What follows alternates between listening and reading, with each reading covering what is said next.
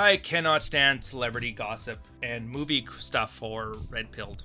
You're gonna see this a lot, by the way, where somebody's like, "Hey, you should do Mad Men." That was like the biggest thing for a while. Fight Club, Mad Men through a red pilled lens. You should do Sex in the City through a red pilled lens. You should do this reality show. I think Donnie used to do that, where he'd watch, what is that stupid show where it was all the narcissists from Britain talking about fucking each other or something? Like Love Island. Maybe Love Island. Love Island. Yeah. And he'd sit there and he'd talk about it and like, oh, dude, from red pill lens, this guy's this and this guy's the other thing. And oh, and he's doing her. And I just realized, like, I fucking hate this shit. It's so... what's the word for it? It's not even the gossipy part of it.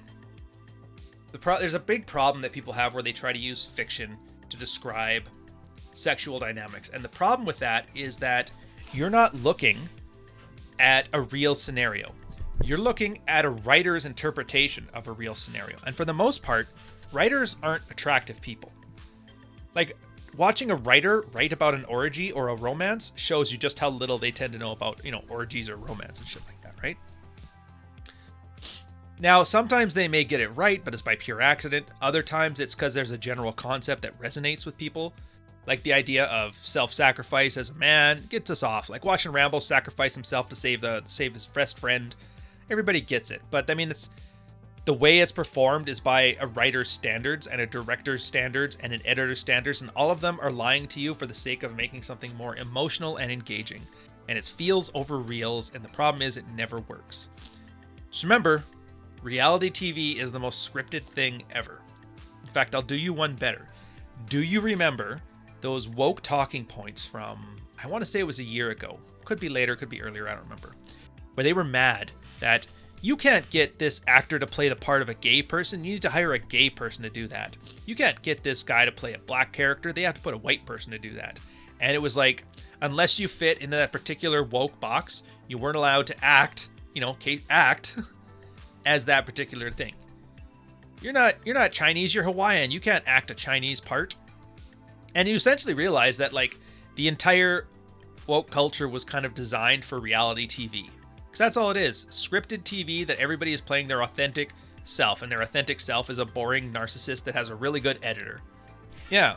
So but the thing is, it doesn't work good for you because now it's a garbage in, garbage out scenario. You are taking advice from somebody who's using an example that was developed in somebody else's head to describe a real thing. So now you're like 3 points separated. So you have a real thing, you have a writer's interpretation of it, then you have a content creator's interpretation of the writer's intentions of the created thing that's based on a real event, and then you, 3 parts separated from this, are trying to achieve that same event through all of these middlemen, and everybody changes it just a little bit so it resonates more. The writer's like, I need people to cry at the end of this movie, so I need the Iron Giant to say Superman as he crashes into the thing. The content creator's like, I need to take this through a lens of wham and ain't shit, so everything I'm going to say here is going to just tweak it towards the wham and ain't shit He-Man Woman Haters Club. And then by the time you get it, it's so detached from the actual thing you're trying to learn that the closer you adopt it, the worse you'll do. And this is why I flat out tell you guys, stop watching us on YouTube. Stop watching everybody on YouTube. Me too. Go out and try some shit. Like, there's 500 people here who will talk about an opinion opener, a Yad Stop, a London Day Game opener, what's the Old Man openers from Roosh. You got all of them. Try one. Try one, try two, try three. Eventually one will work for you. You're like, hey, this opinion opener thing, I got the hang of it. I think I can do it. You go out and do it. It has fun. You try the Old Man opener. You're like, it's cringy and never really seems to work, so I stopped doing it. Then you got it. Then you realize, I actually don't need any of this stuff. I can just walk up to a girl and say hi, and then the conversation can flow from there. It's like, yeah, now. But before you knew what you were doing, you kind of needed that structure just to practice it a bit so you can look with your own fucking eyes as to what's happening. So you did an opinion opener at 4, 5, 6, 7, 100 times. And then you realize, okay, so I see how these conversations go. Or just, now I just say hi. And that's when then you completely forget. The brain is wonderful at this, at forgetting the shit that we used to do when it was hard and assuming it's always been like this. And I swear to God, it's one of those funny things. You would not believe how many guys are in this space have talked about when they got here, their relationships were in the shitter. Their girl was a nagging bitch. She wouldn't sleep with them. Like any of the horror story shit you could think of.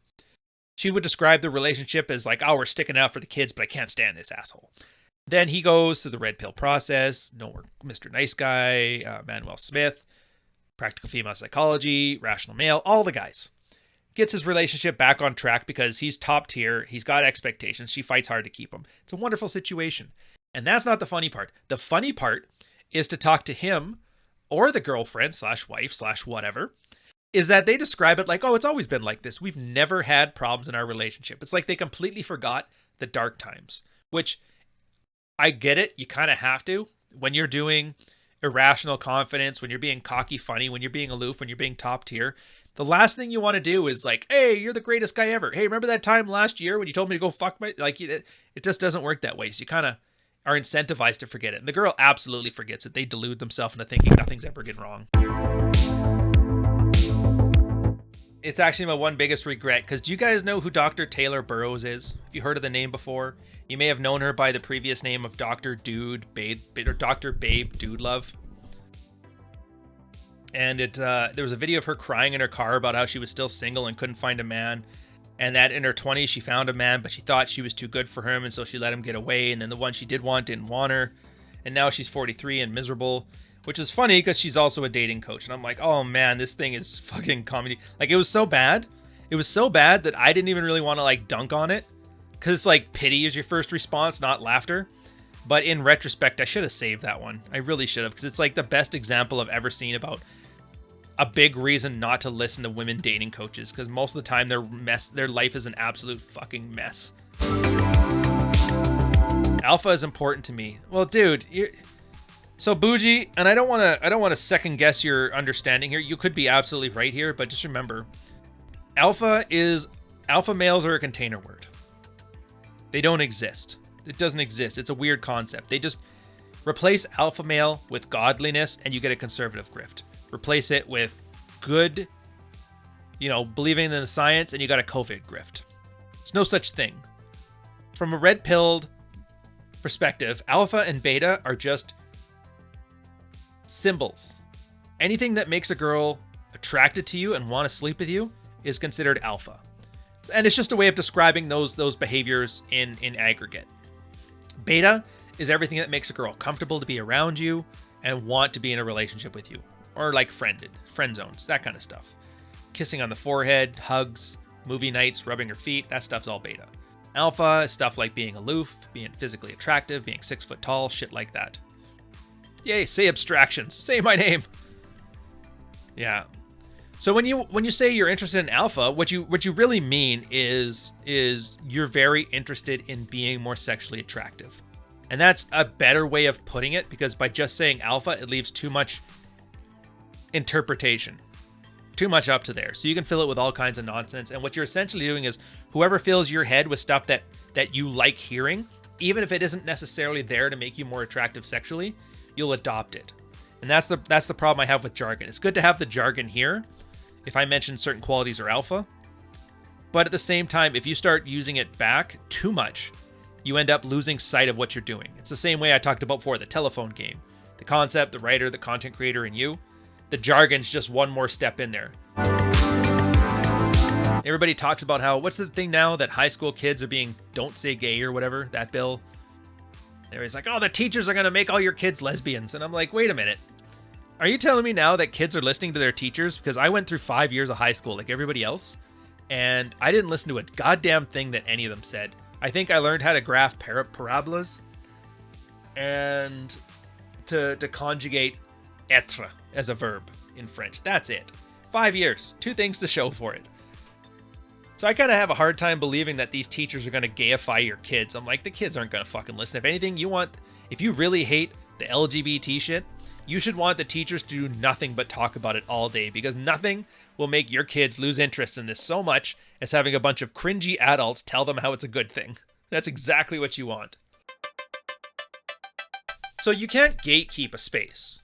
Somebody does something stupid, ruins a really good thing a space has because they're in the position to. So they basically take that same gatekeeping idea and they do the glow technique to it. It's like, I want to be the king of this thing, so anybody who's better than me, get the fuck out.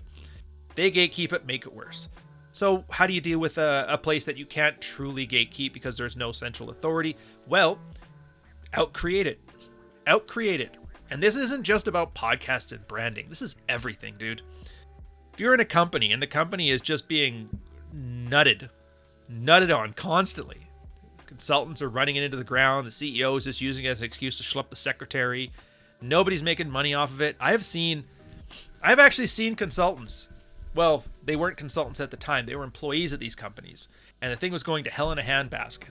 And so, but they had like an essential skill within the industry. So what they do is they quit. They start up a consulting firm. And then the company hires them as a consultant to do that job again at like twice the pay of when they were last there. But not only is it twice the pay, they're a contractor now. They're not... they're a vendor. They're not beholden to the company structure. So where before a guy ended up in a position at his job, and I can't say what the company is. It was like financial regulation, but it was a good time. It was a good company. It's just, he found that he could finish a month's worth of work in like a couple days. But the company had come to expect that this work would take about a month to finish. He comes in as a consultant. He's like, yeah, I can shave a week off the thing. I already know your processes. They're like, sounds good. Here's twice as much money as we'd normally pay you. He'd get the work done in like a week. And then he had a 2-week vacation every month. I remember talking to him about this thing. And it was the most amazing thing ever. And I thought it was like some kind of grift. And he goes, no, it's just, I get it. One day I just realized like the only way to fix this problem was to do it my way.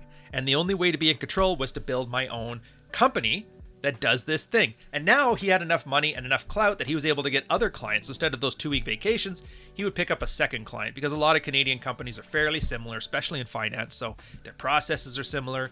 And so now all of a sudden he had a viable product. Goes, hey, this works for this company. I could do this for yours. And then he started building more. And I think he had like 12 people under him by the end of it. And I thought it was like it was almost like an aspirational model for me. If I had stuck with the corporate stuff and done consulting, I probably would have gone that route because it sounded a lot of fun. Ian, not Ryan Stone. I think he's the most important guy in the world. Ryan Stone. Give a about Ryan Stone. Me and him have gone back and forth. Blah, blah, blah. Ryan Stone does not pass the 6-foot test. He's not even a man. So I don't give a Ryan Stone.